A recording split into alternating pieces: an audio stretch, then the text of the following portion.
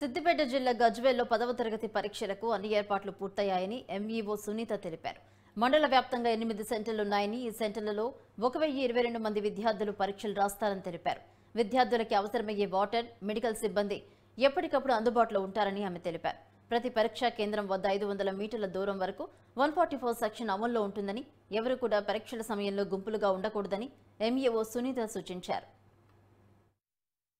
విద్యార్థులకు మరియు వారి యొక్క తల్లిదండ్రులకు మేము తెలియజేయటం ఏంటంటే, ఈ వారం రోజులు ఈ 10 రోజులు 30వ తారీఖు దాకా ఎగ్జామ్స్ ఉన్నాయి. కాబట్టి ఈ 10 రోజులు విద్యార్థుల యొక్క బాగోగులు మీరు చూసుకోవాల్సిన అవసరం ఎంతైనా ఉంటుంది.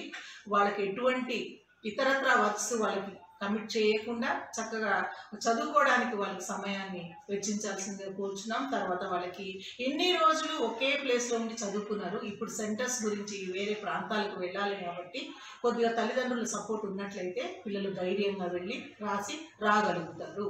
కాబట్టి వెళ్ళేటప్పుడు వాళ్ళకి ముఖ్యంగా మీరు చెక్ చేసి పంపించాల్సింది ఏంటి అని అంటే, మంచి ప్యాడ్ ఒకటి, పెన్నులు, పెన్సిల్స్, తర్వాత వాళ్ళకి అవసరమైనటువంటి hall ticket is very important. Hall ticket అనేటువంటిది పంపించండి. హాల్ టికెట్ ఒకవేళ వీలైతే దాన్ని జిరాక్స్ చేసి ఇంట్లో కూడా పెట్టుకోవాల్సిందిగా, ఎందుకంటే హడావుడిలో పిల్లలు పడేసుకునే అవకాశం ఉంటుంది. కాబట్టి సేఫ్ సైడ్గా ఒక జిరాక్స్ కూడా ఇంటి దగ్గర ఉంచుకోవాల్సిందిగా కోరుకుంటున్నాం. దీనికి సంబంధించి ఉపాధ్యాయుని సిబ్బంది ఇన్విజిలేషన్స్ అన్నీ కూడా వేయడం జరిగింది. యాజ్ పర్ స్ట్రెంగ్త్ ప్రకారంగా మేము అందరిని అలాట్ చేయడం జరిగింది. అందరూ ఈరోజు రిపోర్ట్ చేయడం జరిగింది. తర్వాత నేను కొన్ని సెంటర్స్ని కూడా విజిట్ చేయడం జరిగింది. అన్ని ఫెసిలిటీస్ ఓకే ఉన్నాయి. అదేవిధంగా మేము ఎలక్ట్రిసిటీ డిపార్ట్మెంట్ వాళ్ళకు కూడా చెప్పడం జరిగింది.